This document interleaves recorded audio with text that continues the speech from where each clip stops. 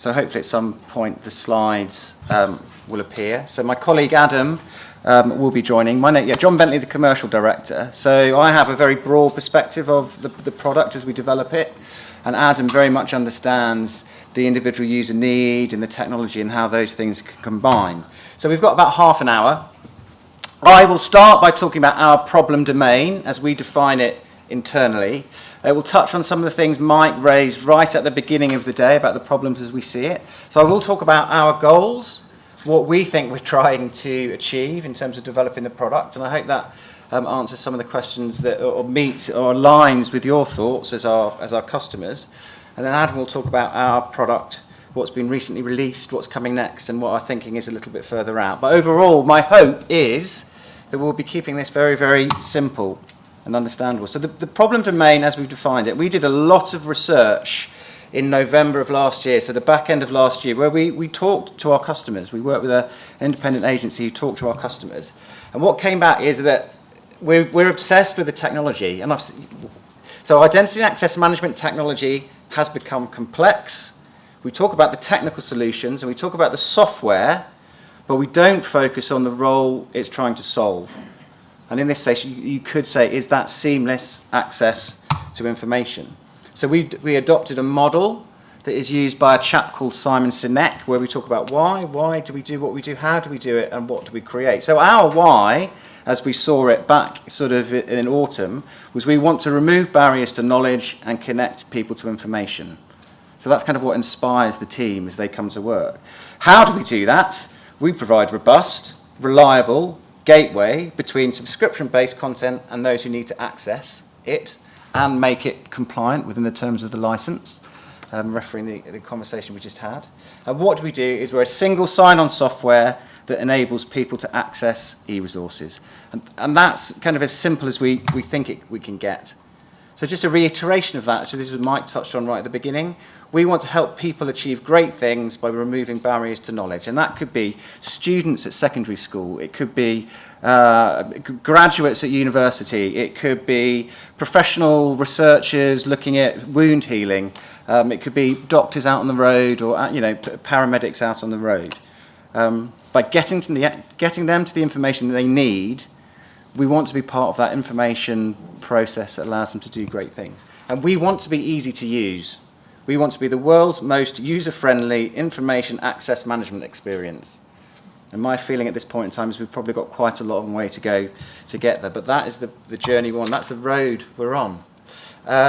This is how we talk about our customers.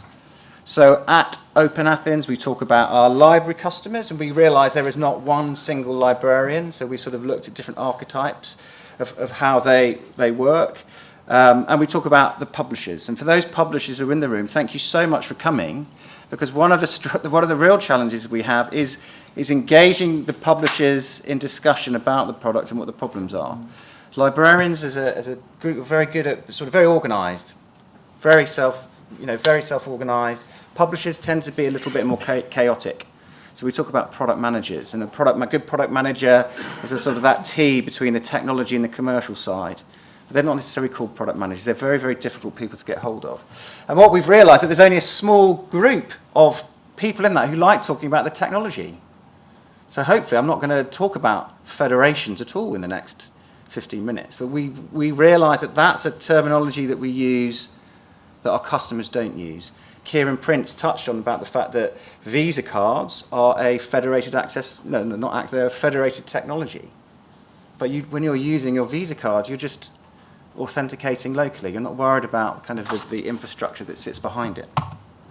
So our aims, we want happy users. So that might be something like the Wayfinder tool that we've developed. We want minimal admin. We want that user experience for librarians, for publishers to be as simple as possible. We want peace of mind. Todd from NISO talked about SAML, the security assertion markup language, and all that technology that underpins what we do to allow security. And then there's that aspect of statistics and insights. I think that's a sort of a correlative benefit or not of identity management. You can gain insight into what groups of people are doing, how resources are being accessed. So when we talk about our roadmap, So the little colours, we should try this out as a sort of new way of talking about it. The orange is happy users, sort of the blue is minimal admin, the green is peace of mind, and Adam, what we decided about that other colour? Mint. The mint colour is statistics and insights. And when we're developing things on our roadmap, those are the goals we're trying to aim at. So we have these different tracks that we're working through the year, quarterly through to the end of the year. So we're working on, in terms of minimal admin, we're looking at resource activation and management improvements. How can we improve the way digital e-resources are managed within our platform? We're looking to end of life our locally installed software, so that's OpenAthens LA. We've got a pathway to different services which we think could do exactly the same thing but in a more efficient way. We're looking to end of life our locally installed service provider product. For happy users, lots of chat about RA21 and Wayfinder, and actually just trying to improve that experience, create a more coherent experience for end users who are logging into the platforms. And we do run a proxy service as well. So how can we make sure that proxy experience, because federated access management is not a single solution. We've got to look at all the different answers out there. So we are looking to develop and improve proxy access, the way we run that. And then for the statistics and the insights, we've developed, so over the last year and a half, 2 years, statistics for our librarians, and now we want to do the same for our publishers. So actually they can actually see which resources are being accessed, how are those resources being used. And that's it. That's from me. And I'm now going to pass over to Adam. Cheers. Thanks, John.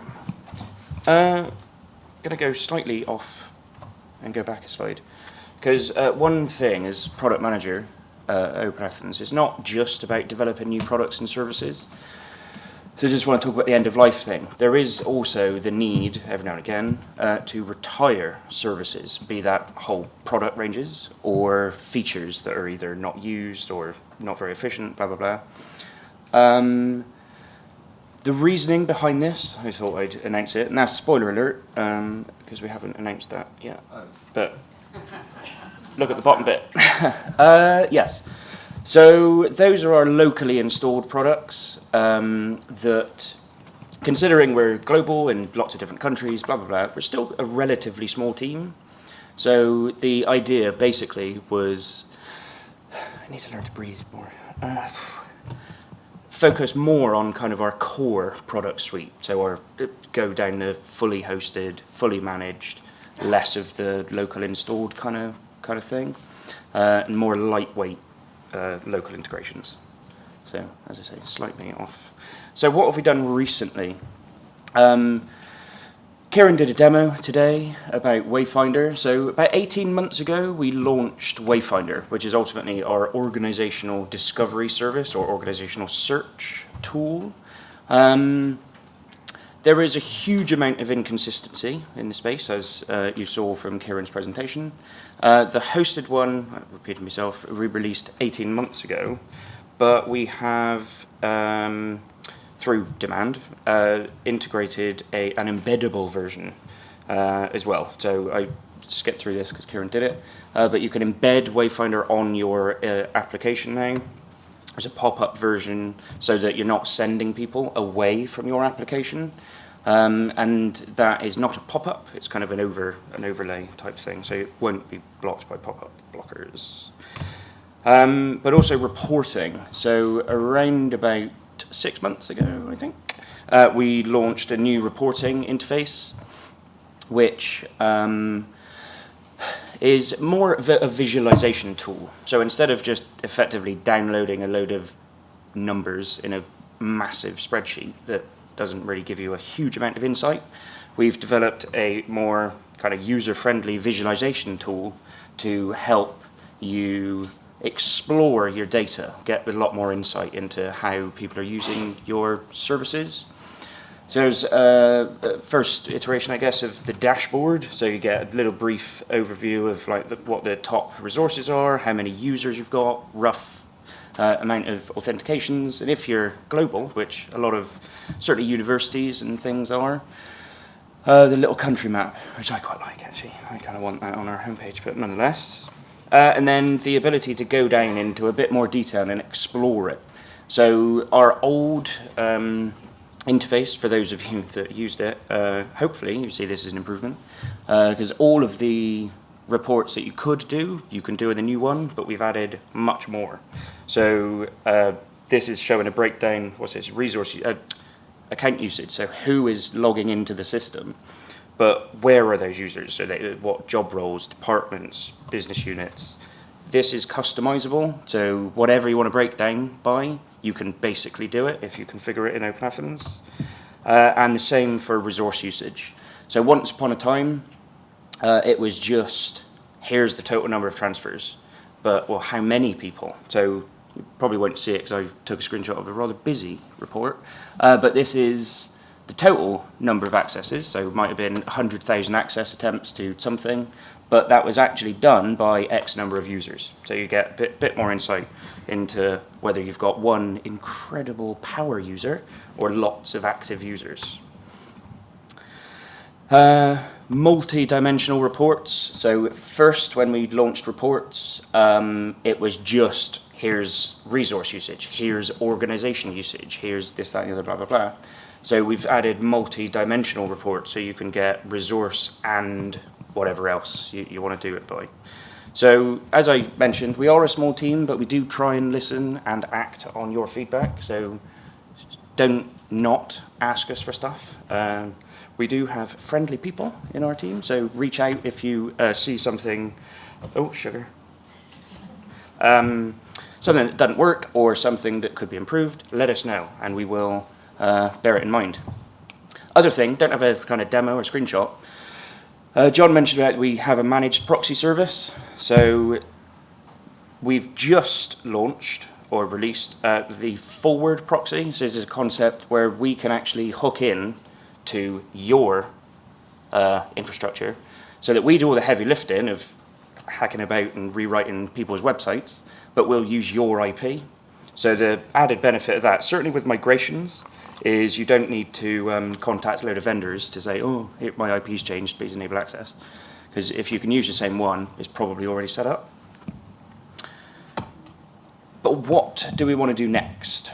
There's a billion things we want to do, but this is what we're basically going to focus on.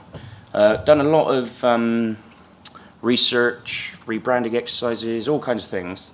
And consensus is we are not simple, or we're not as simple as we could be. So one of the things is about simplification. So less tech talk and more simplicity, more self-service.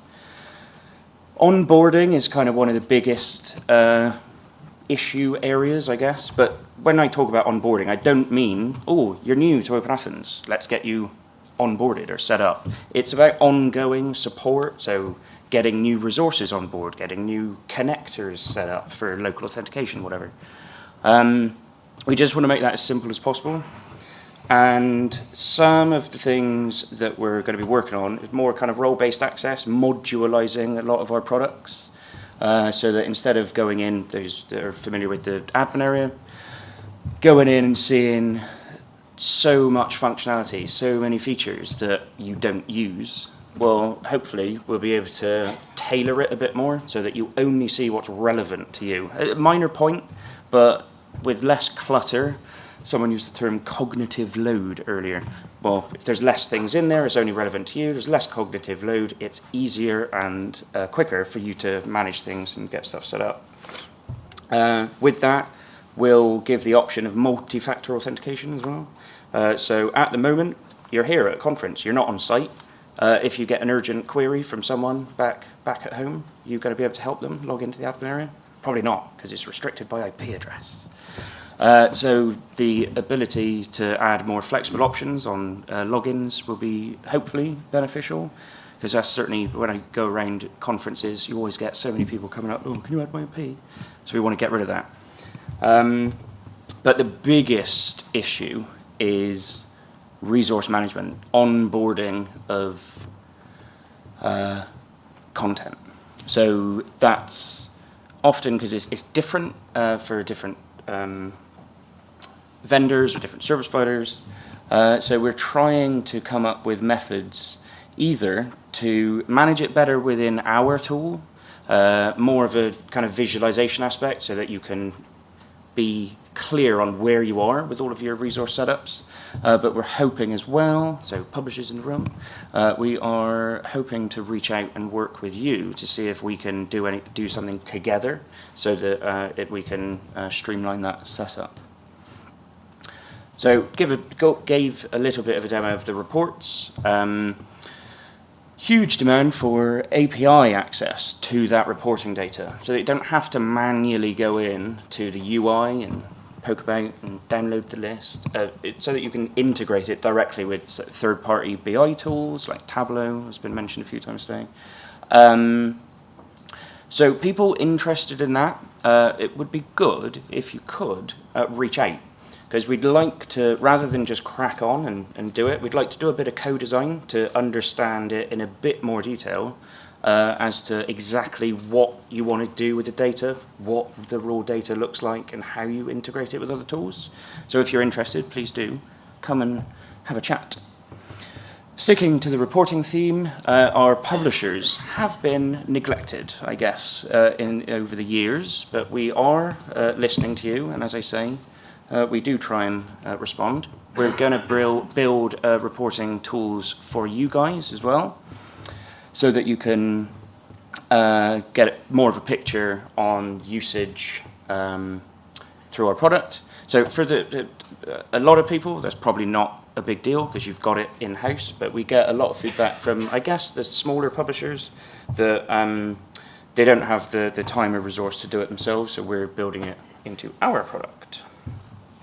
And further out is simplification. That's what we want to do. So constant review of all of our administration interfaces to make them simpler, focus on self-service, and local account management. Over the last, 12 to 18 months, there's been a huge increase in the number of organizations connecting into local directories, so ADFS, Azure, whatever.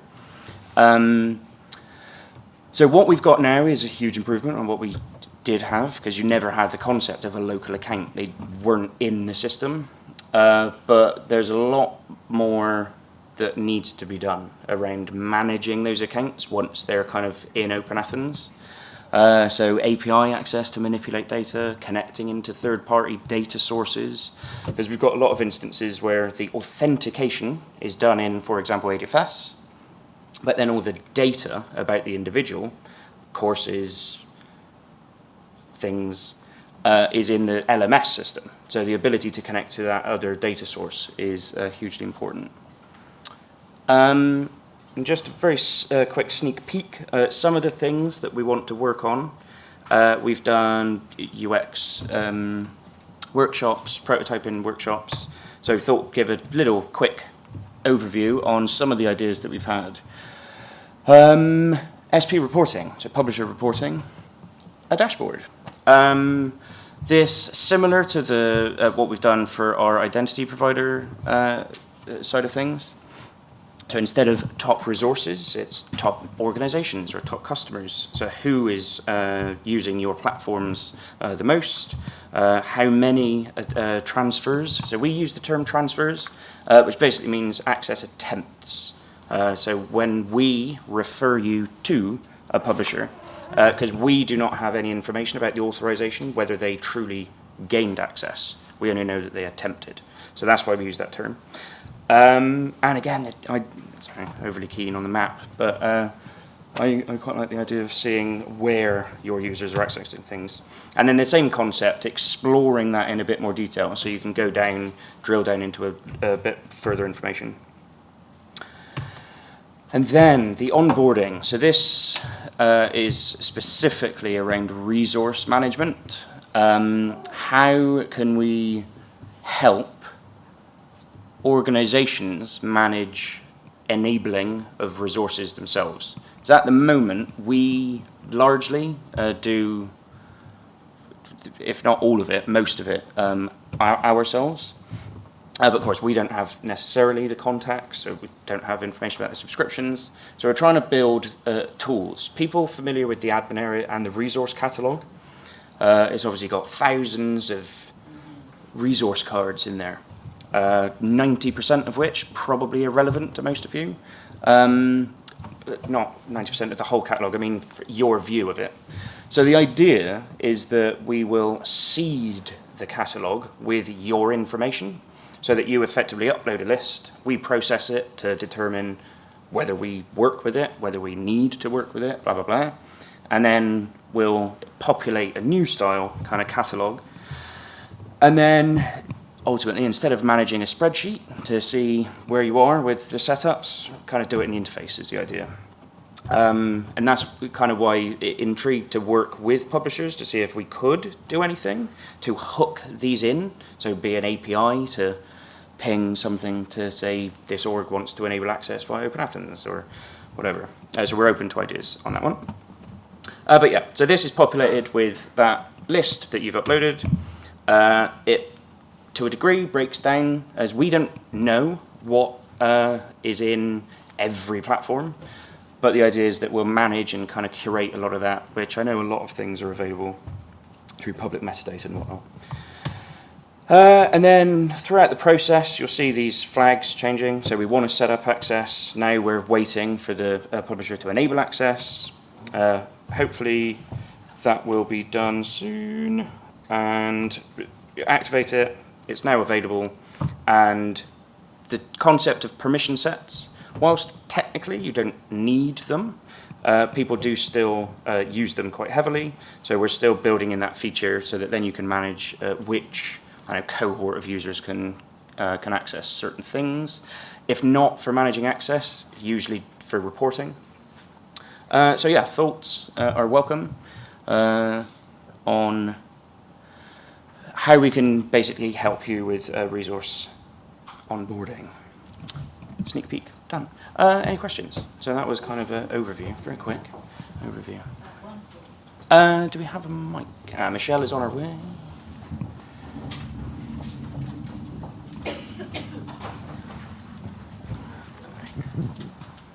One thought. You said about permission sets and how to make it better for Athens. I was thinking along the lines of maybe an individual My Athens page for each permission set. As in, we use our permission sets for all of our partners. So it would be wonderful if we could have a My Athens page or My Athens portal that would be individual to each permission set, rather than having one that has all the list of resources for each permission set, but any time we want to make a note for somebody or a link for somebody, it has to be it can be seen by everybody. Yeah. I've gone back to this slide. So further out, I was debating quite long and hard about My Athens featuring on that list. My Athens, for people that don't know what it is our kind of only end user or patron facing product, as it were. It's kind of a lightweight portal where you can, to a degree, you can customize it. You can add links to resources, you can create panels, they're called, for like ebooks, for journals, for databases, blah, blah, blah. It is quite old, dated, and limited. So we massively need to replace it, redevelop it. That, as it is, needs to be end-of-lifed. But we cannot end-of-life it until we have a replacement. And with all the many other competing priorities, it was a bit difficult to kind of get it done, but it does need replacing. So at the moment, you can customize elements using permission sets. So you could, if you had the all resources panel or you use the resources tab, that is dynamically populated with the list of things within the permission set. But of course you can't create panels, individual panels for different people. But that's very much something we'd like to do. At the moment, The only real option, we do have an API. So you could, if you've got the skills, people, budget, whatever, you could develop something on your own web page or portal that uses the API to gather a list of the services in the permission sets. So you could kind of do it in that way. But otherwise, MyAthens does very much need to be on that list. We're kind of thinking of using libguides. Right. There are a few people in this room that do use libguides. So if anyone is willing, please reach out to Belinda That'd be to brilliant. talk about libguides Yes, and thank you your very much. experience with that. Any further questions? Any burning requests that you want to... Oh, there we go. Hi, I'm Mishna from Elsevier. Hello. So we have this multilateral SP, and there are a lot of our products behind it, and we are only able to set up one catalog resource Yes. for all of them, and I would love to see the ability to just, for us to be able to create all these resources, and Yes. then for all of them As to be able do to all pick of the them. librarians Yeah. that use Elsevier products as it Yes. appears in the catalogue. So Thank yeah, you. if people that aren't familiar with Elsevier, and I doubt there's anyone in the room that isn't familiar. And as a keen end user of Elsevier products, I support that. Yes, They're very helpful to the users. hugely so. So there's a bunch of things where this would be useful. So Elsevier products as a massive kind of platform with Clinical Key, Science Direct, Reaccess, all this kind of thing. There's this feature within OpenAthens called restrictive mode. So where publishers, vendors, whoever, don't really do the authorization, it brings the power to the librarian, the organization, to enforce restrictive mode so that if it's not in a permission set, they won't get access to it. But that will block the entire set of Elsevier products. Also, from a reporting perspective, people only see Elsevier products. You don't get, oh, are people using Science Direct more than Reaccess? Hugely important to do that. I think with the current way of doing it, so I think you've, well, I won't name what you've got, but anyway, the product that you're using to connect into OpenAthens, the kind of the way the technology works, you'd need to ultimately register it lots of different times. Our newer product, Keystone, which is the replacement for OpenAthens SP, uses OIDC, and that there's a thought that you can add the one connection, which would be Elsevier products, but then you can add multiple applications. So that could, if you really wanted, be at the journal level. It would take you a long time to set that up, but certainly the platform level, Science Direct. We haven't finalized that piece, but I think we'd certainly be willing to reach out, see if there was any, I don't know, co-design, co-developing opportunity with that. Otherwise, I don't know, I think might take it offline. There may be something else we can do, so I might speak to one of my colleagues, David, about that, and I'll get back to you. And that's a very rambly, long response to your question. Yeah. Any other questions?